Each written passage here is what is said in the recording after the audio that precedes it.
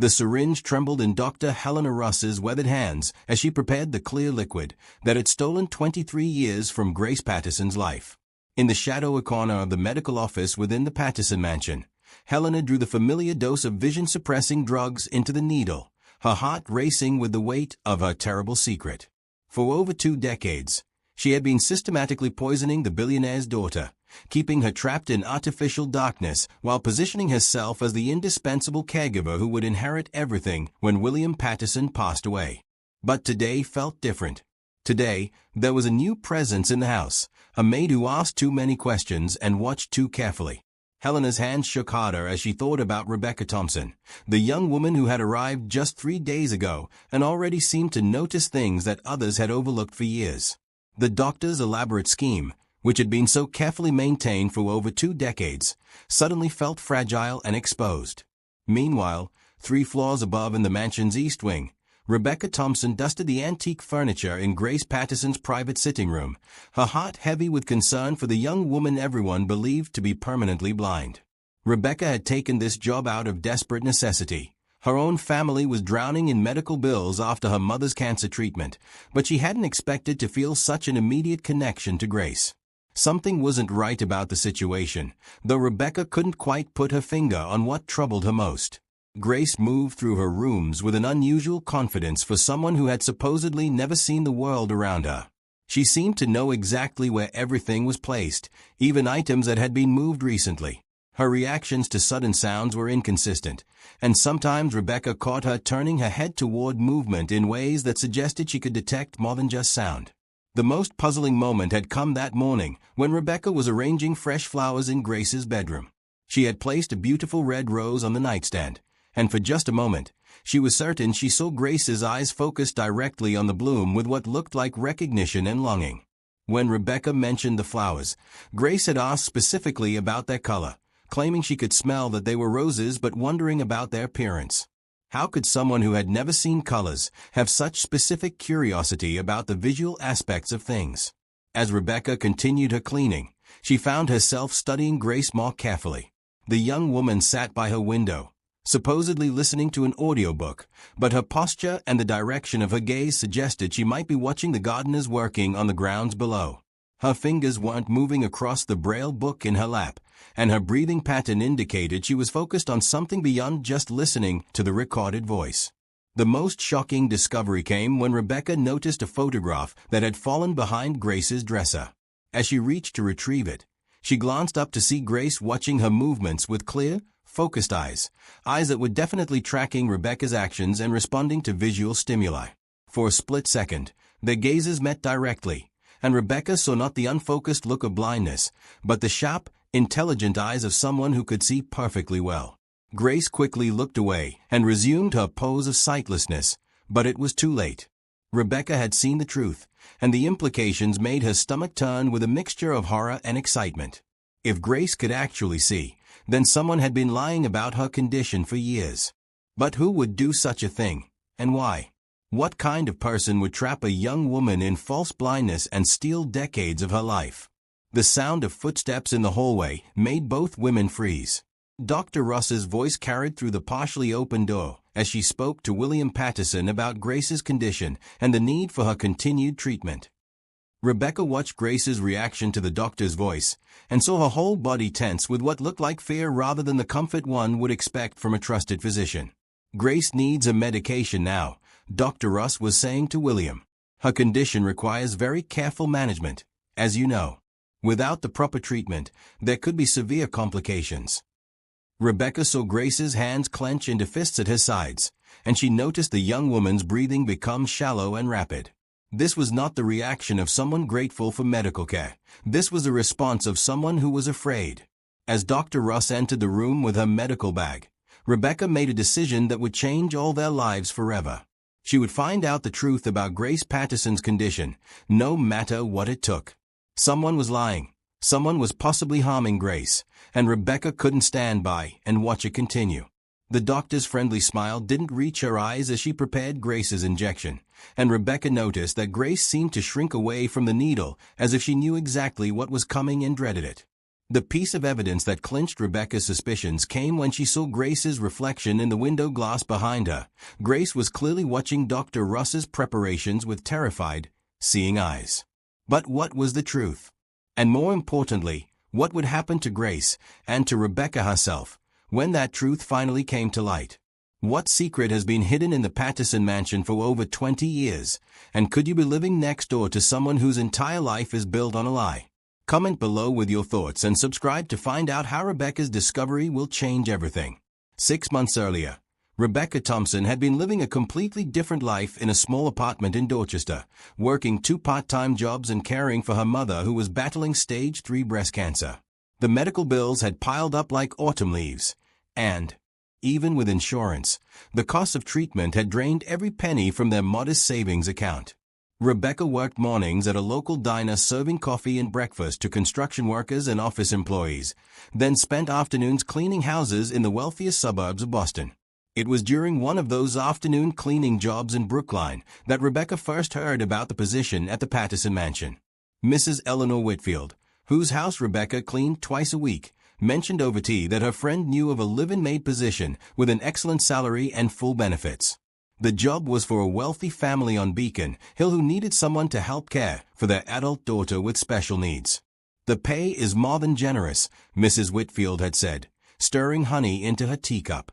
They provide room and board, health insurance, and a salary that would solve your money troubles, dear. The family is very private, but they treat their staff well. The only requirement is that the maid must live on the property full-time and be available to help with their daughter's daily needs. The offer seemed too good to be true, but Rebecca was desperate enough to pursue any opportunity that might help her mother get the treatment she needed. When she called the number Mrs. Whitfield provided, she spoke to a very professional woman who scheduled an interview for the following week. The mansion, when Rebecca first saw it, took her breath away.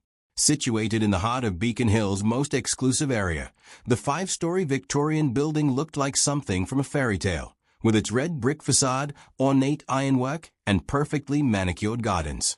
William Patterson turned out to be a surprisingly humble man for someone with such obvious wealth.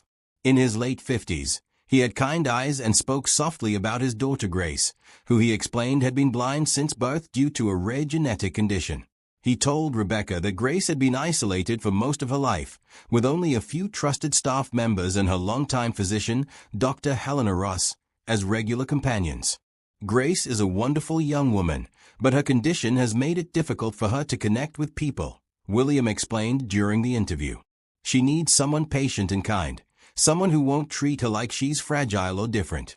Dr. Russ manages her medical care, but Grace needs a companion more than a caretaker, someone who can help her feel less alone in this big house. The salary William offered was indeed more than generous, nearly 3 times what Rebecca had been earning at her 2 jobs combined, plus excellent health insurance that would cover her mother's ongoing treatment.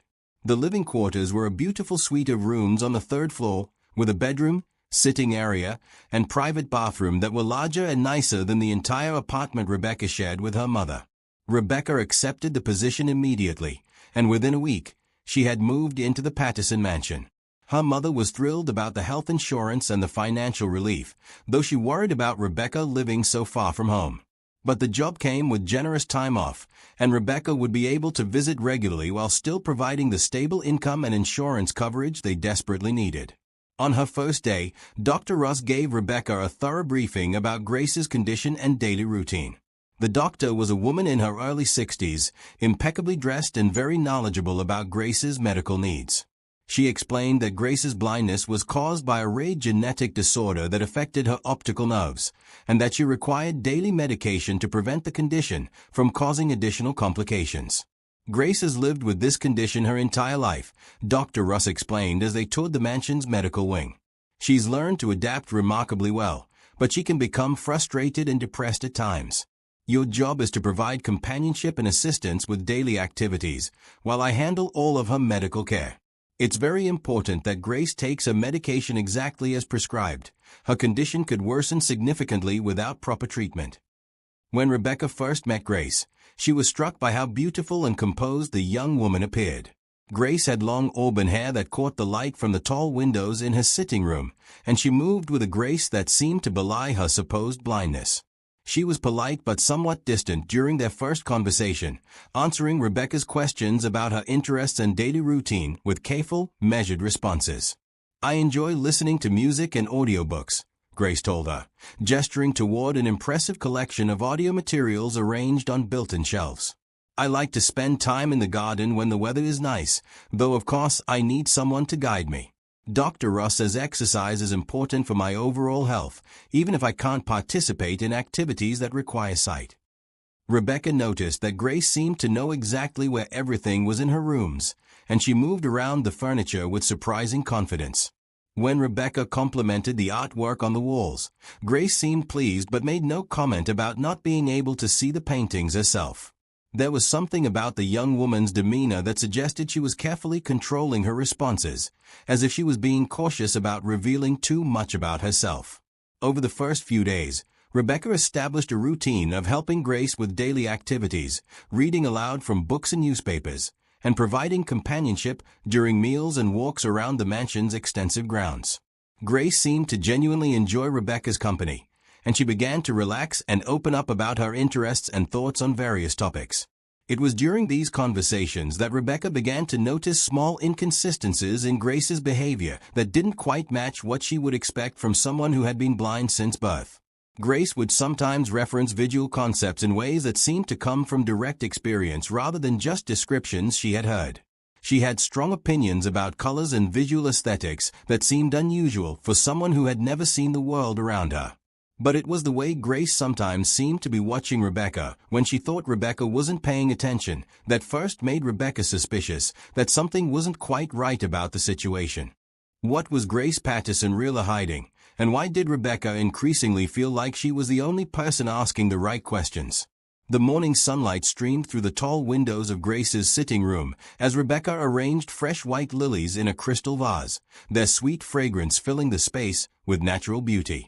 Grace sat nearby in her favorite armchair, supposedly focused on a Braille novel, but Rebecca had begun to notice that Grace's fingers rarely moved across the raised dots on the pages. Instead, she seemed to be listening intently to Rebecca's movements around the room, and occasionally Rebecca caught what looked like quick glances in her direction. "The lilies smell wonderful today," Grace commented, setting aside her book. "Are they the same ones from yesterday, or did the gardener bring in fresh ones from the greenhouse?" Rebecca paused in her arranging, struck by the specificity of Grace's question. "These are fresh ones, actually. The gardener, Mr. Walsh, brought them in this morning. They are white lilies with yellow centers, really quite beautiful." "I imagine they are," Grace said softly. "Sometimes I wish." She stopped herself and reached for her book again, but Rebecca noticed that her hands were trembling slightly. "What do you wish for, Grace?" Rebecca asked gently, setting down the flowers and moving closer to her. Over the past week, she had begun to see past Grace's careful facade, to glimpse moments of deep sadness and longing that seemed to go beyond the challenges of blindness. Grace was quiet for a long moment, and when she finally spoke, her voice was barely above a whisper. "Sometimes I wish I could see the world the way other people do. I know that sounds foolish. You can't miss something you've never had. But there are moments when I feel like I'm trapped behind a wall that I'll never be able to break through." The pain in Grace's voice made Rebecca's heart ache, and she found herself reaching out to gently touch Grace's hand. "That doesn't sound foolish at all. It sounds like you have a beautiful imagination and a deep appreciation for the world around you, even if you experience it differently than most people do." Grace's fingers tightened around Rebecca's hand, and for a moment, Rebecca was certain she saw tears forming in Grace's eyes. "You're very kind, Rebecca.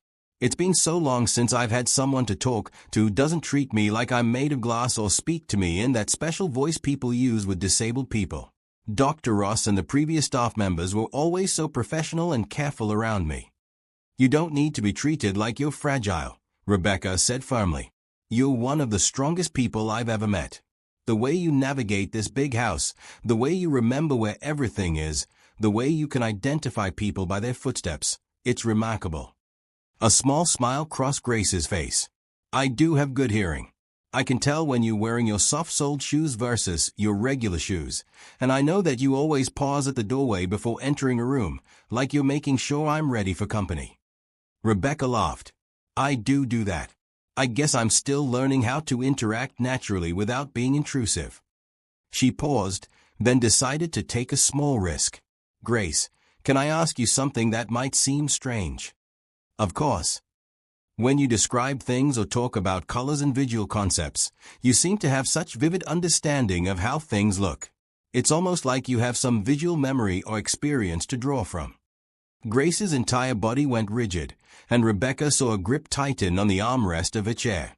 For a moment, neither woman spoke, and Rebecca worried that she had pushed too hard and damaged the trust they had been building. Grace started, then stopped. She seemed to be struggling with something internal, and Rebecca could see the conflict playing out across her expressive features. "I have very vivid dreams sometimes," Grace finally said. "Dreams where I can see everything clearly, colors, faces, landscapes. Dr. Russ says it's my mind's way of trying to fill in the gaps from the descriptions people give me." "That makes sense," Rebecca said carefully, though something in Grace's explanation didn't ring entirely true. "Those dreams must be both wonderful and heartbreaking at the same time." "They are," Grace whispered. "Sometimes I wake up and for just a moment, I expect to be able to see my room, to look out the window at the garden. The disappointment when reality sets in is almost unbearable." Rebecca's heart ached for Grace, but she also noticed something interesting about the young woman's word choice. Grace had said she expected to look out the window at the garden, not just to see light or shapes, but to view a specific scene that she described with the familiarity of someone who had actually seen it before.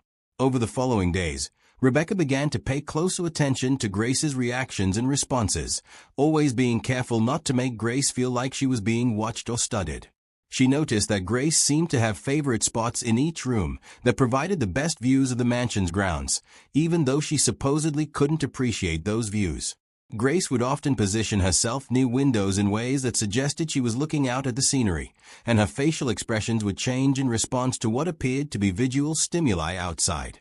The breakthrough came during a rainy afternoon when they were sitting together in Grace's bedroom. Rebecca was reading aloud from a novel while Grace listened, but Rebecca noticed that Grace kept glancing toward the window where raindrops were creating patterns on the glass. When Rebecca paused in her reading, Grace made a comment about how she could feel that the rain was letting up, but as she spoke, her eyes were clearly focused on the window, watching the storm's progression across the sky. "Grace," Rebecca said gently, closing the book, "I need to tell you something, and I hope you'll trust me enough to be honest with me." Grace's face went pale, and Rebecca could see fear flickering in her eyes. "What do you mean?" "I think you might be able to see more than you've been letting on," Rebecca said softly. "I don't know why you've been hiding it or what's been happening to you, but I want you to know that you're safe with me. If someone has been hurting you or lying about your condition, I want to help you." Grace was silent for a long moment, tears now flowing freely down her cheeks. When she finally spoke, her voice was filled with years of suppressed anguish. "You don't understand what you're asking. If certain people found out that I could see, if they discovered that you knew the truth, both of our lives could be in danger." The fear in Grace's voice sent chills down Rebecca's spine, but it also confirmed her suspicions that something terrible had been happening in the Patterson mansion for far too long. What kind of truth was so dangerous that it had kept Grace trapped in false blindness? And what would happen now that Rebecca was getting closer to uncovering it? The doorbell's chime echoed through the Patterson mansion on a crisp October morning, followed by the sound of Miriam, the elderly housekeeper, greeting someone at the front entrance. Rebecca looked up from helping Grace with her breakfast, noting how Grace suddenly tensed at the sound of unfamiliar footsteps in the foyer below. Over the past few weeks, Grace had begun to trust Rebecca with small confidences, though she still hadn't fully admitted to the truth about her sight. "That must be Dr. Mitchell Chen," Grace said quietly, her voice carrying a note of apprehension. "Father mentioned that he was bringing in a second opinion about my condition. Dr. Russ wasn't very happy about it." Rebecca had heard William Patterson mention the consulting physician during a phone conversation the previous evening. Apparently, William had been reading about new treatments for genetic vision disorders and wanted to explore whether there might be options for Grace that they hadn't considered before. Dr. Russ had been resistant to the idea, insisting that Grace's condition was too severe and rare for there to be any hope of improvement. The sound of voices grew closer as William Patterson led the new doctor up the stairs toward Grace's suite. Rebecca could hear her employer's animated tone as he discussed his hope that modern medicine might offer something new for his daughter. When they reached Grace's sitting room, William knocked gently before entering with a tall, kind-faced man who appeared to be in his mid-30s. "Grace, I'd like you to meet Dr. Mitchell Chen," William said warmly. He's a specialist in genetic vision disorders from Massachusetts General Hospital and has agreed to take a look at your case to see if there might be any new treatment options available. Dr. Chen stepped forward with a gentle smile that immediately put Rebecca at ease, though she noticed that Grace seemed to shrink back slightly in her chair. "Hello, Grace. It's a pleasure to meet you.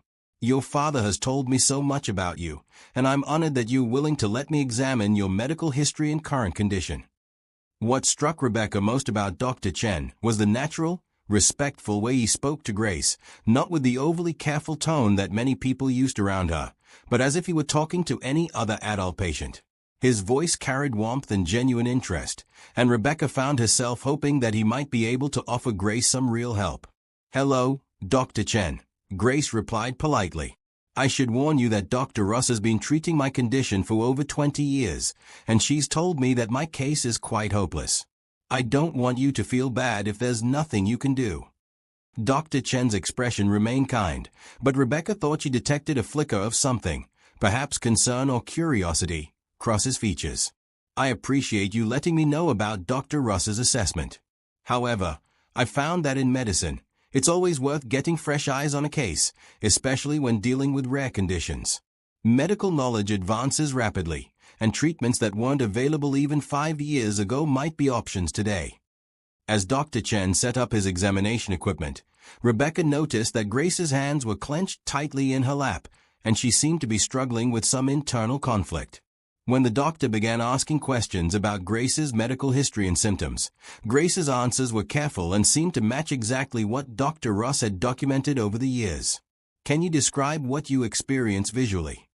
Dr. Chen asked gently. "Do you see any light or shapes, or is your visual field completely dark?" Grace hesitated, and Rebecca saw a glance quickly in Rebecca's direction before answering. "It's completely dark," she said. "I've never been able to see anything at all. No light, no shadows, nothing." Dr. Chen nodded thoughtfully and began his examination using a specialized ophthalmoscope to look into Grace's eyes. As he worked, Rebecca watched his expression carefully, noting that he seemed increasingly puzzled by what he was observing. After several minutes of detailed examination, he sat back with a thoughtful frown. "Grace, this is very interesting," he said slowly. "Your eye structure appears to be completely normal. I'm not seeing any evidence of the genetic abnormalities that would typically cause the type of blindness that's been described in your medical records." The room fell silent, and Rebecca saw Grace's face drain of color. William Patterson looked confused, while Grace seemed to be fighting some kind of internal panic. "That can't be right," Grace said quickly. "Dr. Russ has explained my condition many times. It's a very rare genetic disorder that affects the optic nerves." Dr. Chen's expression grew more concerned. "I'd like to run some additional tests, if that's all right with everyone. Sometimes conditions can be more complex than they initially appear, and I want to make sure I'm not missing anything important." At that moment, Dr. Ross arrived, apparently having heard that the consultation was taking place. She swept into the room with her usual air of authority, but Rebecca noticed that she seemed agitated and less composed than usual. "Dr. Chen, I hope you understand that Grace's condition is quite complex and has been extensively studied over many years," Dr. Russ said briskly. "I'm not sure what additional testing could reveal that we haven't already discovered." Dr. Chen turned to face Dr. Russ with professional courtesy, but Rebecca detected a subtle tension between the two physicians. "Dr. Russ, I appreciate all the work you've done with Grace over the years. However, some of my initial findings don't quite align with the diagnosis in her medical records. I'd like to conduct some additional neurological tests to get a complete picture of her condition." "That seems unnecessary and potentially distressing for Grace," Dr. Russ replied firmly. "Her condition is stable, and introducing new procedures could cause complications." Rebecca watched this exchange with growing alarm, particularly noting how Dr. Russ seemed determined to prevent any additional examination of Grace. Meanwhile, Grace herself appeared to be caught in the middle of a conflict she couldn't openly address. Dr. Chen remained calm and professional.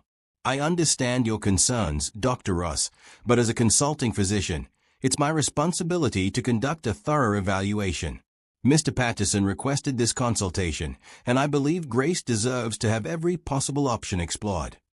As the conversation continued, Rebecca found herself studying Dr. Chen more carefully. There was something genuinely caring about his approach to Grace's case, and his concern seemed to extend beyond just professional curiosity. He treated Grace with the respect and dignity of someone who believed she had the intelligence and strength to handle whatever truth emerged from his examination.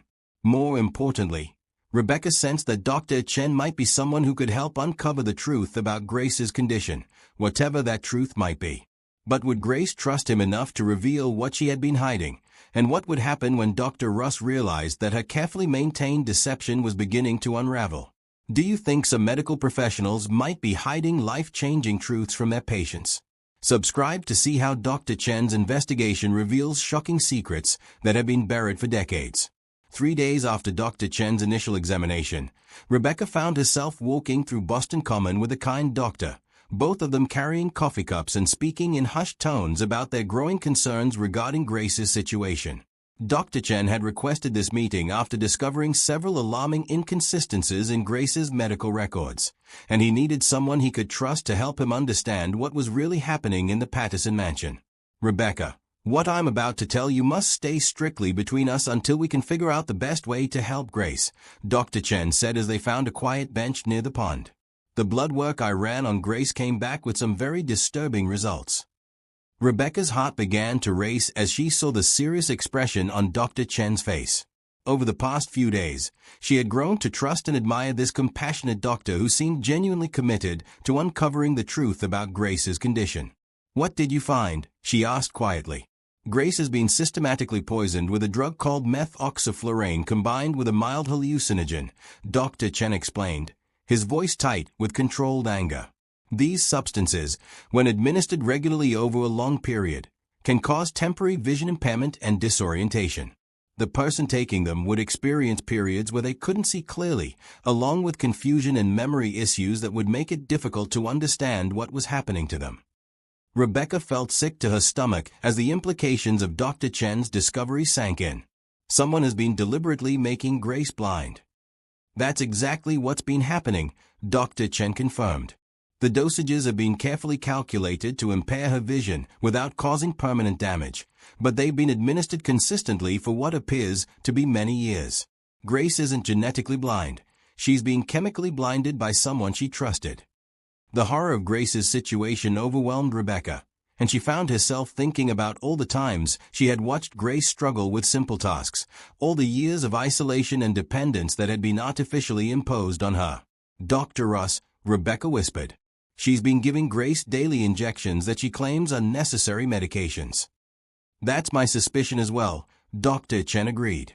"Dr. Ross has been Grace's primary physician for over 20 years, and she would have had both the medical knowledge and the access needed to carry out this kind of systematic poisoning. The question is why she would do something so cruel to an innocent young woman." Rebecca thought about her interactions with Dr. Ross over the past month, remembering the older woman's insistence on being present for all of Grace's medical care, and her resistance to any outside consultation. She always seemed very protective of her relationship with Grace and the family. She acted like she was the only person who truly understood Grace's condition. "I did some research into Dr. Ross's background," Dr. Chen said carefully. "It turns out she's not actually a licensed physician. Her medical degree is from a school that was shut down for fraud 25 years ago, and she's been practicing under false credentials for decades. Somehow, she managed to insert herself into the Patterson family during a vulnerable time and has been exploiting their trust ever since." The revelation that Dr. Ross was a fraud made Rebecca's blood boil with anger on Grace's behalf. What kind of person steals someone's entire life like that? Grace has missed out on everything: education, relationships, experiences, independence, all because this woman has been poisoning her. "There's more," Dr. Chen said grimly. "I managed to access some financial records through a contact at the hospital. Dr. Russ has been receiving substantial payments from William Patterson for Grace's care, but more importantly, she's been named as Grace's primary caregiver and medical power of attorney in William's will. If anything happens to William, Dr. Russ would have control over Grace's medical decisions and a significant portion of the estate. The motive for Dr. Russ's actions became crystal clear, and Rebecca felt a surge of protectiveness toward Grace that was stronger than anything she had ever experienced. She's been planning to inherit the Patterson fortune by keeping Grace dependent on her care. Grace has been a prisoner in her own home for over 20 years. We need to help Grace, but we have to be very careful about how we proceed, Dr. Chen said seriously. Dr. Ross has had decades to establish a position in the household, and she'll be desperate to protect her secret now that someone is asking questions. Grace is still being poisoned daily, and we need to find a way to stop the injections without alerting Dr. Russ that we know the truth. Rebecca's mind raced as she considered their options. Grace has been starting to trust me, and I think she's beginning to suspect that something isn't right about her condition. Yesterday, she mentioned having dreams where she could see clearly, and she seemed like she wanted to tell me something but was afraid. The drug combination Dr. Russ has been using would cause fluctuations in vision clarity, Dr. Chen explained. Grace probably has periods where her sight clears up temporarily, especially if she misses a dose or if the medication is wearing off. She may have been experiencing moments of clear vision, but has been too frightened or confused to understand what's happening. As they walked back toward the Patterson mansion, Rebecca and Dr. Chen developed a plan to safely expose Dr. Russ's deception and help Grace reclaim her life. The first step would be to find a way to document Dr. Russ preparing and administering the poisonous injections, while also ensuring Grace's safety during the process of revelation. We'll need to move quickly, Dr. Chen warned. Dr. Russ seemed suspicious during my last visit, and if she realizes we're getting close to the truth, she might do something drastic to protect her secret. Grace has been through enough trauma. We need to make sure our efforts to help her don't put her in additional danger. Rebecca thought about Grace's strength and resilience, qualities that had somehow survived decades of systematic abuse and deception. Grace is stronger than Dr. Russ realizes. Once she understands what's been done to her, I think she'll fight back with everything she has. But would they be able to gather the evidence they needed before Dr. Russ realized her decades-long deception was about to be exposed? And what would happen to Grace when she learned the full extent of the betrayal by someone she had trusted with her life? The grandfather clock in the Patterson mansion's foyer chimed 11 times as Rebecca crept quietly through the darkened hallways toward Dr. Russ's makeshift medical office. She carried a small digital camera that Dr. Chen had given her, hoping to capture evidence of the doctor preparing Grace's poisonous daily injection. Her heart pounded so loudly that she was certain everyone in the house could hear it, but she forced herself to move forward for Grace's sake. Through the partially open office door, Rebecca could see Dr. Russ hunched over her desk under a single desk lamp, carefully measuring liquid from several different vials into a syringe. The woman's face was illuminated by the harsh light, revealing deep lines of stress and what looked like years of guilt etched into her features. As Rebecca watched through her camera lens, Dr. Russ muttered quietly to herself while she worked. 23 years, Dr. Russ whispered as she drew the toxic mixture into the syringe. 23 years of injections, and now some young doctor thinks he can waltz in here and destroy everything I've built. Grace doesn't know how good she's had it, being protected from the cruel world outside these walls. Rebecca's hands trembled as she recorded Dr. Russ's confession, but she managed to capture clear footage of the woman preparing what she now knew was a vision-impairing poison rather than legitimate medication. The casual way Dr. Russ handled the toxic substances made it clear that this was a routine she had performed thousands of times before. After William dies, Grace will need me more than ever, Dr. Russ continued her soliloquy. She'll inherit everything, but she'll never be able to manage it on her own. I'll take care of her for the rest of her life, just like I've been doing. It's better this way. She's safe from disappointment and heartbreak. The twisted logic of Dr. Russ's justifications made Rebecca's stomach turn with revulsion, but she continued recording as the woman completed her preparations and began walking toward Grace's bedroom suite. Rebecca quickly retreated to a hiding spot behind a large decorative plant, continuing to film as Dr. Russ entered Grace's room with a poisonous injection. From her hiding place, Rebecca could hear Grace's sleepy voice as she was awakened for her medication. The young woman sounded resigned and tired, as if this nighttime routine had become a dreaded but unavoidable part of her existence. "Please, Dr. Ross, couldn't I skip tonight's injection?" Grace asked plaintively. "I've been feeling dizzy and nauseated, and I think the medication might be making me sick." "Nonsense, Grace," Dr. Russ replied firmly.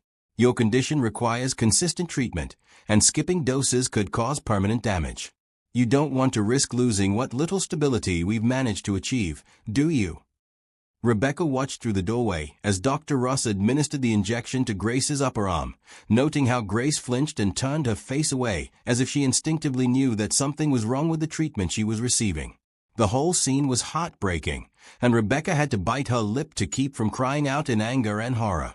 After Dr. Russ left Grace's room, Rebecca waited several minutes before approaching the door herself. She could hear Grace moving restlessly in her bed, apparently struggling with the effects of the poison that had just been introduced into her system.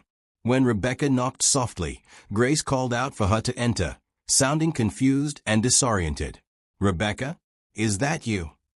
Grace asked, her voice slurred and uncertain. "I'm feeling so strange tonight. Everything seems blurry and confusing." Rebecca approached Grace's bed carefully, her heart breaking as she saw the young woman struggling against the effects of Dr. Russ's poison. "Grace, I need to tell you something very important, and I need you to try to focus on my voice. You're not sick, and you're not blind. Someone has been lying to you and poisoning you for over 20 years.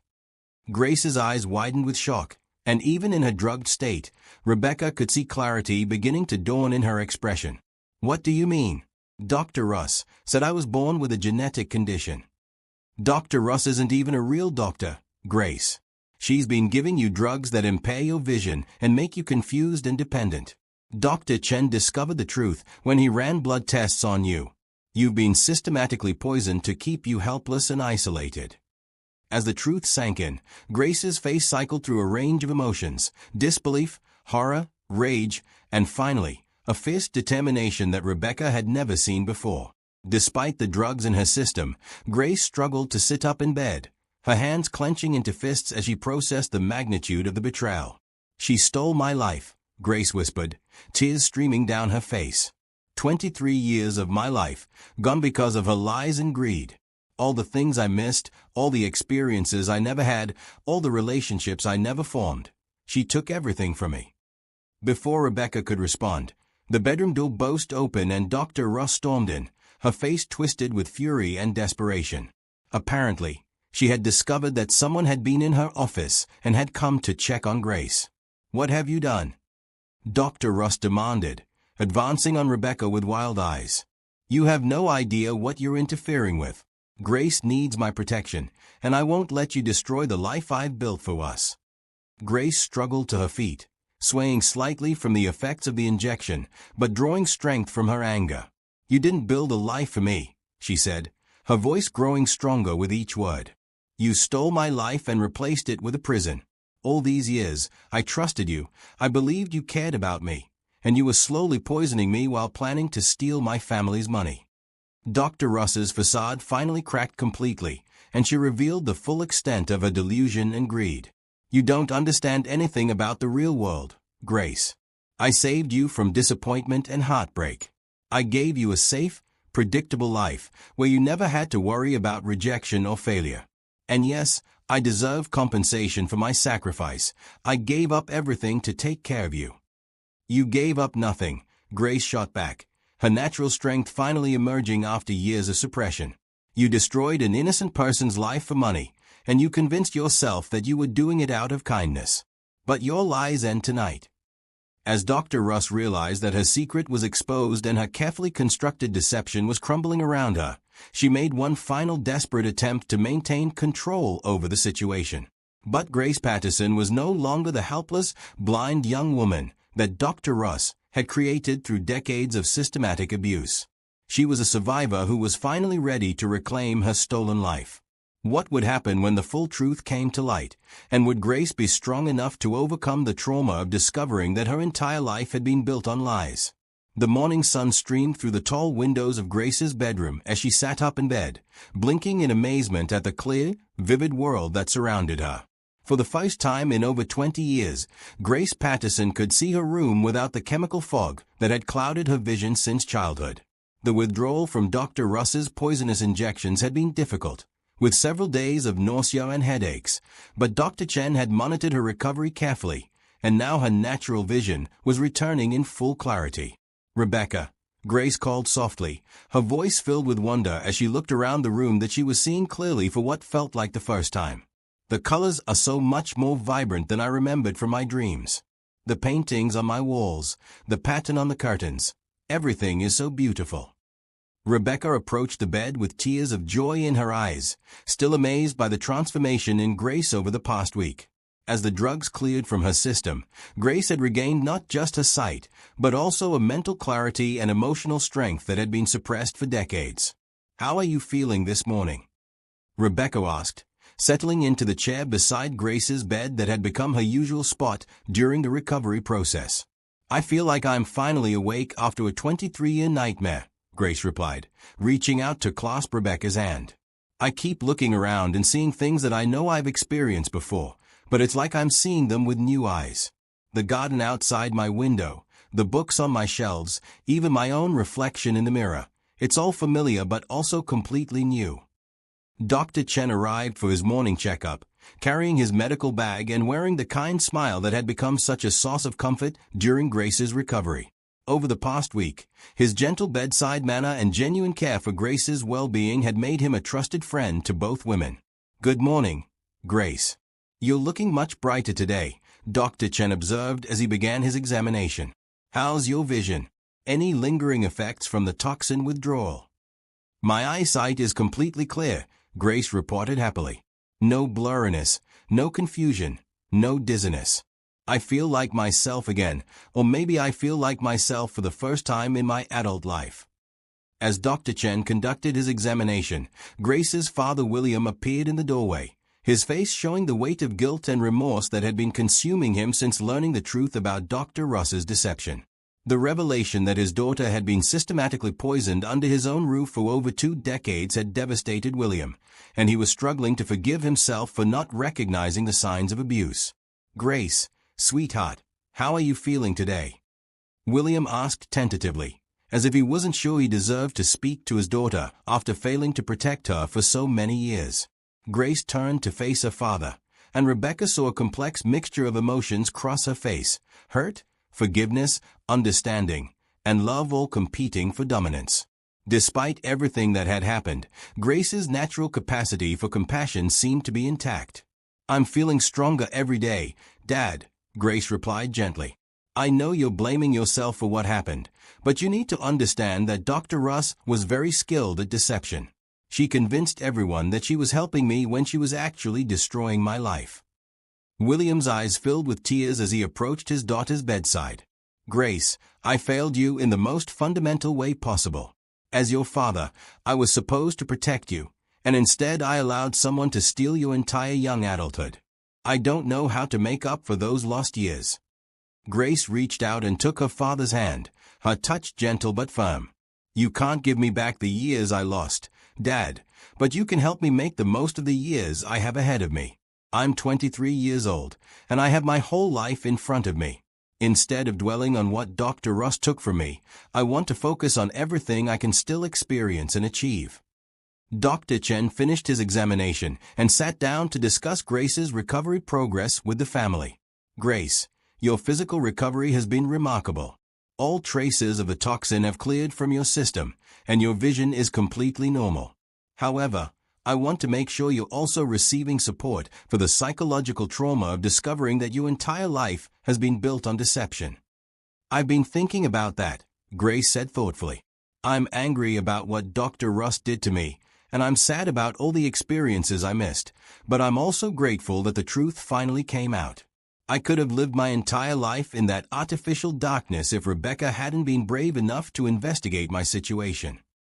Rebecca felt a warm glow of satisfaction at Grace's words, but she also felt compelled to share the credit for Grace's rescue. "It wasn't just me, Grace. Dr. Chen was the one who discovered the medical evidence, and your father was the one who brought in outside help when he sensed something wasn't right.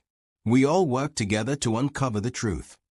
Over the following hours, the three of them began making plans for Grace's reintegration into the world beyond the Patterson mansion. Grace would need education and life experiences that had been denied to her, but she also possessed intelligence, strength, and maturity that would serve her well in building a new life. "I want to go to college," Grace announced with determination. "I want to study medicine, so I can help other people who might be victims of medical fraud or abuse. If my terrible experience can be used to help others avoid similar situations, then maybe some good can come from all those lost years." Dr. Chen smiled approvingly at Grace's ambitious plans. "I think you would make an excellent doctor, Grace. You have the intelligence, compassion, and personal experience to truly understand and help patients who are vulnerable or suffering."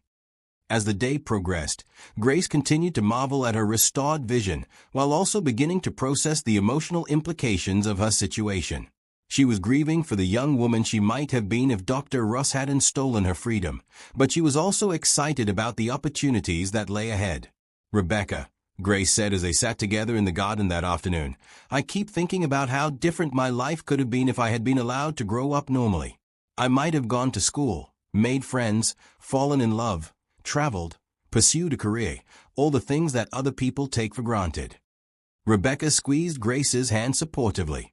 "You can still do all of those things, Grace. You're still young, you're intelligent and beautiful, and you have the financial resources to pursue whatever dreams you want to chase. Your life is just beginning." Grace smiled, her face radiant with hope and determination. "You're right. Instead of mourning for the life I lost, I'm going to celebrate the life I'm about to begin." But would Grace truly be able to overcome the trauma of discovering that her entire existence had been built on lies? And what new challenges would emerge as she tried to build a normal life after decades of isolation and abuse? The story of Grace Patterson's rescue spread through Boston's social circles like ripples in a calm pond, touching hearts and inspiring acts of kindness that none of them had expected. Within days of Dr. Russ's arrest and the revelation of the decades-long deception, offers of support began pouring in from strangers who had been moved by Grace's story of survival and resilience.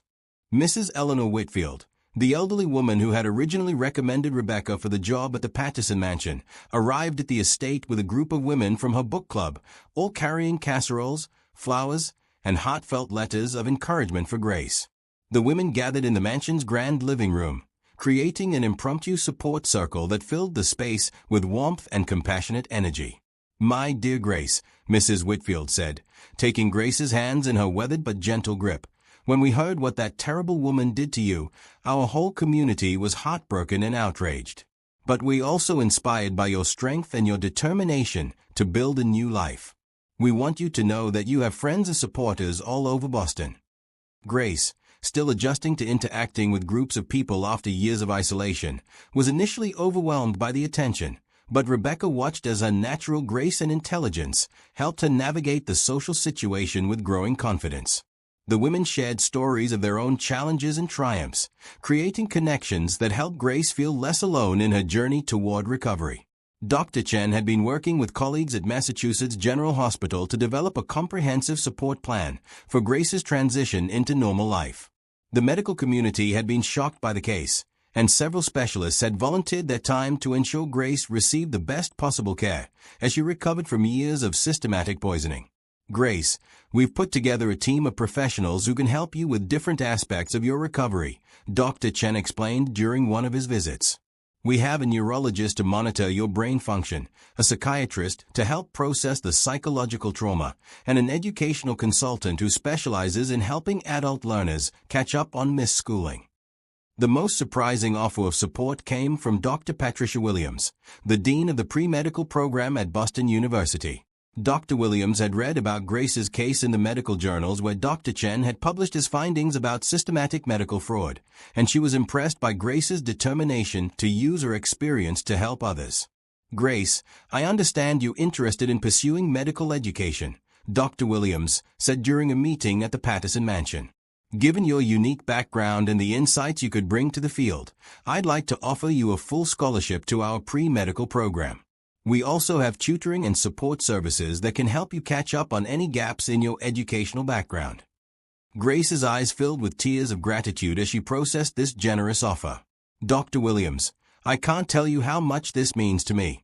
Education is something I've dreamed about for years, thinking it was impossible because of my supposed blindness. To have the chance to study medicine and help other people avoid what happened to me, it feels like a gift beyond anything I could have imagined. The scholarship offer led to other opportunities as word spread about Grace's story and her academic ambitions. Local businesses began reaching out to offer internships and mentorship opportunities, while advocacy groups invited her to speak about medical fraud and patient rights. Rebecca watched all of this community support with amazement and gratitude, but she was most moved by how Grace handled each new opportunity with grace, humility, and a determination to give back to others. Despite her years of isolation, Grace seemed to have an intuitive understanding of how to connect with people and how to use her experience constructively. The most significant development came when Grace decided to work with prosecutors to ensure Dr. Russ faced appropriate consequences for her crimes. The legal proceedings were emotionally difficult, but Grace found strength in knowing that her testimony might protect other potential victims from similar abuse. I want to make sure Dr. Russ can never hurt another person the way she hurt me, Grace told the district attorney during her deposition. She's not mentally ill. She's a criminal who used her position of trust to exploit a vulnerable person for financial gain. The medical community and the public need to understand that this kind of systematic abuse can happen, and there need to be consequences. The support Grace received during the legal proceedings was overwhelming. Advocacy groups for disability rights and medical fraud victims rallied around her case, while her story inspired changes in oversight procedures for long-term medical care of vulnerable adults. Dr. Chen had become not just Grace's physician, but also a trusted friend who helped her navigate the complex process of rebuilding her life. Rebecca noticed that there seemed to be a growing connection between Grace and Dr. Chen that went beyond the doctor-patient relationship, though both of them were being careful to maintain appropriate boundaries while Grace continued to heal from her trauma. Grace has shown incredible resilience, Dr. Chen told Rebecca during one of their private conversations about Grace's progress. She's not just surviving what happened to her, she's using it as motivation to help other people and to build a meaningful life. It's remarkable to watch her transformation. Rebecca agreed, but she also saw that Grace still struggled with moments of sadness and loss as she grieved for the experiences she had missed during her years of artificial blindness. The support from their growing community of friends and advocates was helping Grace process these feelings while also providing practical assistance for her transition into independence. As autumn turned to winter, Grace began attending classes at Boston University, accompanied at first by Rebecca, who had decided to pursue her own education while continuing to provide companionate support for Grace. The two women had developed a deep friendship based on mutual respect and shared experiences, and Rebecca was thrilled to see Grace flourishing in the academic environment. "I never imagined I could feel so excited about learning," Grace told Rebecca after her first biology lecture. "Everything is new and fascinating, and I feel like I'm finally becoming the person I was meant to be." The community support that had surrounded Grace's recovery had created something beautiful, a network of people committed to helping her not just survive her trauma, but thrive in spite of it. But would Grace be strong enough to handle the challenges that still lay ahead, and what new opportunities for love and happiness might emerge as she continued building her new life? Spring arrived in Boston with an explosion of cherry blossoms and daffodils that Grace experienced with all the wonder of someone seeing the world clearly for the first time.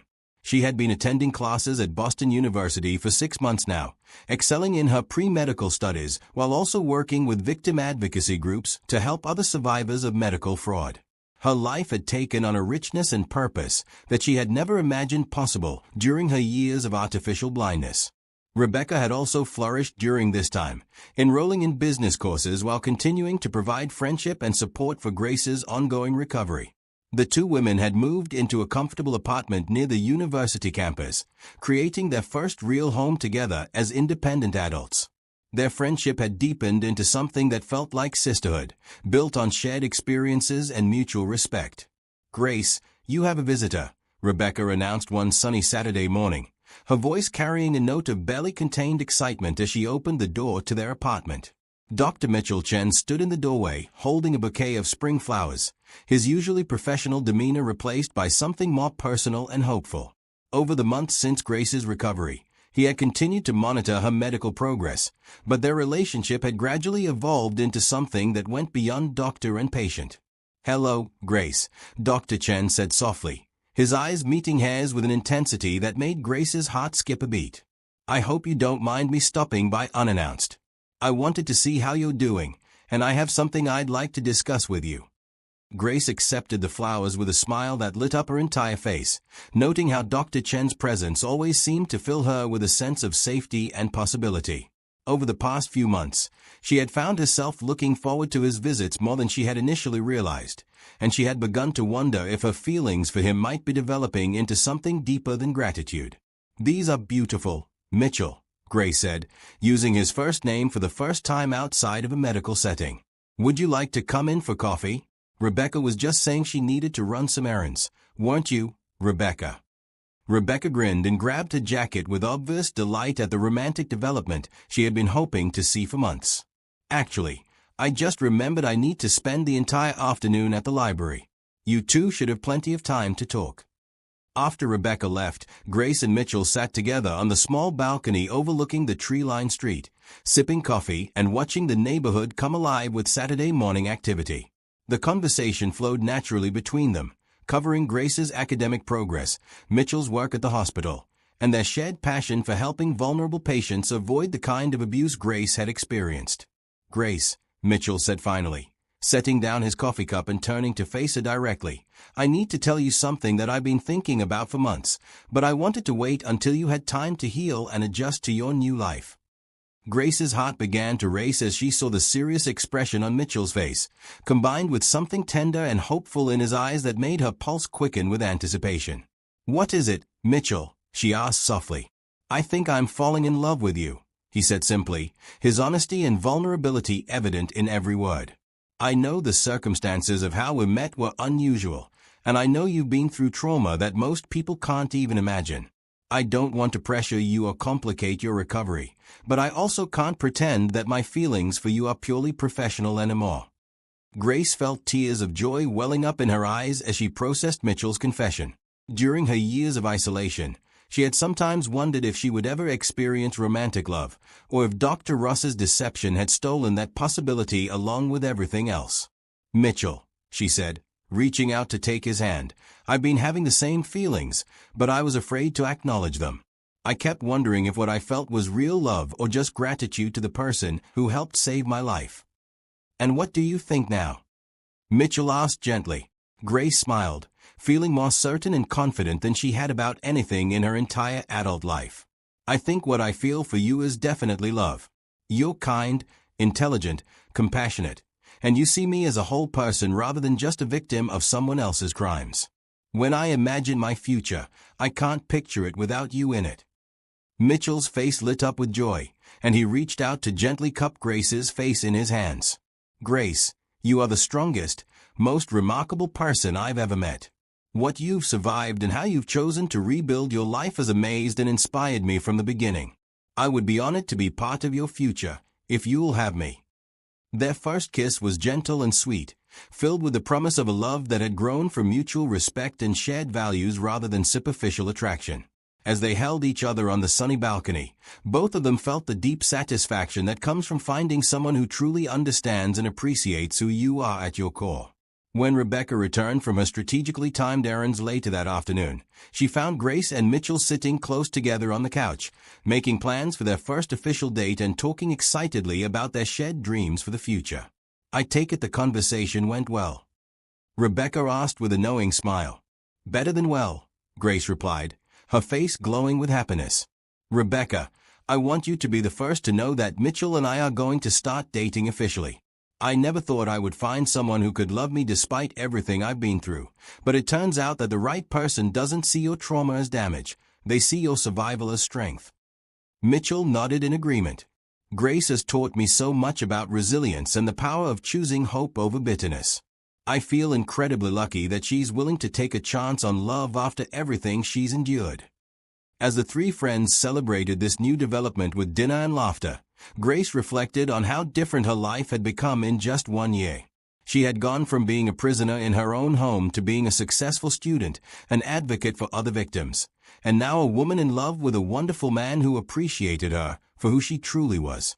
The journey from darkness to light had been difficult and painful, but it had also revealed strengths and possibilities that Grace never could have imagined during her years of artificial blindness. But would Grace and Mitchell's relationship be able to withstand the challenges that lay ahead, and what new adventures and opportunities would emerge as Grace continued to build the life she had always deserved? 2 years after her rescue from decades of systematic poisoning, Dr. Grace Patterson stood at the podium of the Massachusetts Medical Conference wearing her graduation cap and gown, preparing to deliver the keynote address about medical fraud prevention to an audience of hundreds of physicians, nurses, and medical students. Her journey from victim to advocate to medical professional had inspired countless people throughout New England, and her story had led to significant changes in oversight procedures for vulnerable patients.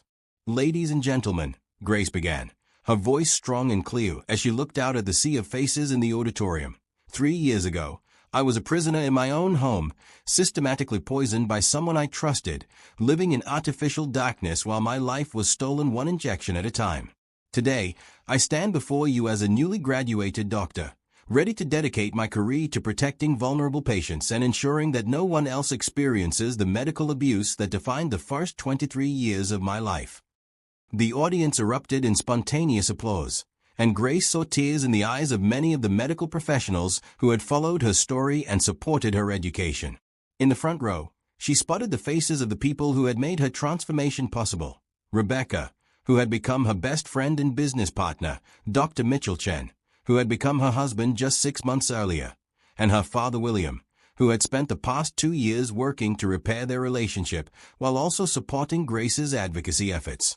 As Grace continued her speech, she shared specific strategies for identifying and preventing medical fraud, drawing on her personal experience as well as the extensive research she had conducted during her medical training.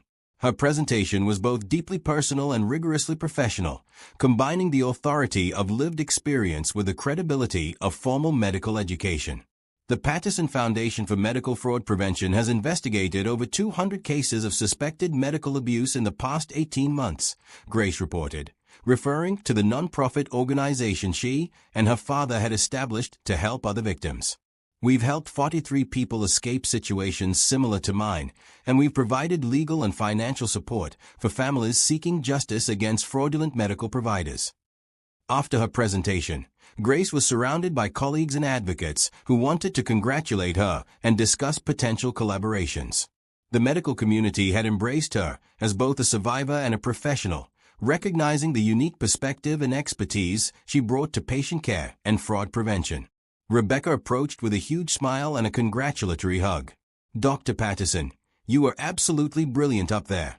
I'm so proud of how far you've come and everything you've accomplished." "I couldn't have done any of this without your courage and friendship, Rebecca," Grace replied warmly. "If you hadn't been brave enough to investigate my situation and willing to risk your own safety to help me, I would still be trapped in that nightmare."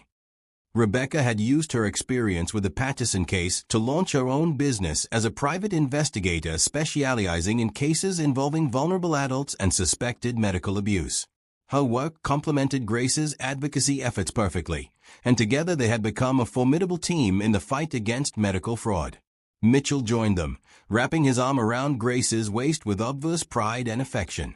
Their marriage had been a beautiful celebration of love triumphing over trauma, and their relationship continued to deepen as they supported each other's professional goals while building a life together based on mutual respect and shared values. "I have some exciting news," Mitchell announced to Grace and Rebecca. "The hospital board approved your proposal for the new Medical Fraud Prevention Unit. You'll be the director, and you'll have funding for a full staff of investigators and victim advocates." Grace's eyes lit up with excitement at the prospect of expanding her ability to help other victims of medical abuse. "This means we can reach even more people and provide comprehensive support for families dealing with situations like mine. It feels like everything I went through is finally being transformed into something that can help protect others." As the conference concluded, The three friends walked through Boston Common together, enjoying the warm spring sunshine and reflecting on how dramatically their lives had changed since that terrible night when Grace had been discovered living in artificial blindness. The cherry trees were in full bloom, creating a canopy of pink and white flowers that Grace still marveled at with the wonder of someone who remembered what it was like to live without sight. "Sometimes I think about Dr. Ross and wonder if she ever understood the magnitude of what she stole from me," Grace said thoughtfully as they paused beside the pond where ducks were swimming peacefully in the afternoon light. "She took my childhood, my adolescence, my early adulthood. Also, she could position herself to inherit money that was never rightfully hers." "But look at what you've built from the ashes of what she destroyed," Rebecca pointed out. "You've become a doctor, an advocate, a wife, and a leader in the fight against medical fraud. Dr. Russ thought she was controlling your destiny, but she had no idea how strong and resilient you really were." Mitchell squeezed Grace's hand supportively. "Dr. Russ is serving a 25-year prison sentence for medical fraud, assault, and conspiracy. Justice was served, and more importantly, her crimes led to systemic changes that will protect other vulnerable people from similar abuse." As they continued their walk, Grace reflected on all the kindness and support she had received from strangers who had been moved by her story. The community that had rallied around her recovery had grown into a network of advocates, medical professionals, and survivors who were working together to create a safer, more compassionate healthcare system. "You know what amazes me most about this whole experience?" Grace said as they approached the apartment building where she and Mitchell now lived together. "It's how many good people there are in the world. For every Dr. Russ who chooses to abuse her position of trust, there are dozens of people like you, Mitchell, and Rebecca, and Dr. Williams, and Mrs. Whitfield, and all the others who chose to help a stranger simply because it was the right thing to do." That evening, Grace and Mitchell hosted a dinner party for their closest friends and family, celebrating not just Grace's graduation, but also the second anniversary of her liberation from Dr. Russ's deception. The apartment was filled with laughter, conversation, and the warmth that comes from being surrounded by people who genuinely care about each other. William Patterson raised a toast to his daughter, his voice filled with pride and love. "Grace, watching you transform your trauma into triumph has been the greatest privilege of my life. You've taken the worst thing that ever happened to you and used it to help countless other people. I couldn't be prouder to be your father." Grace looked around the room, at all the faces of people who had supported her journey from victim to survivor to advocate to professional. Her life had been forever changed by Dr. Russ's crimes, but it had also been immeasurably enriched by the kindness of strangers who had chosen to help her reclaim her stolen future. As the evening wound down and their guests began to leave, Grace stood on her balcony with Mitchell, looking out at the twinkling lights of Boston and marveling at the life they had built together. Tomorrow would bring new challenges and new opportunities to help other people escape situations like the one she had survived, but tonight was perfect in its simple happiness. The woman who had once been a prisoner in artificial darkness had become a beacon of hope for other victims of medical abuse, proving that with enough courage, support, and determination, even the most devastating betrayal could be transformed into a force for good in the world. Grace Patterson had not just survived her ordeal. She had used it to create a life of meaning, love, and service that honored both her own strength and the kindness of all the people who had helped her along the way.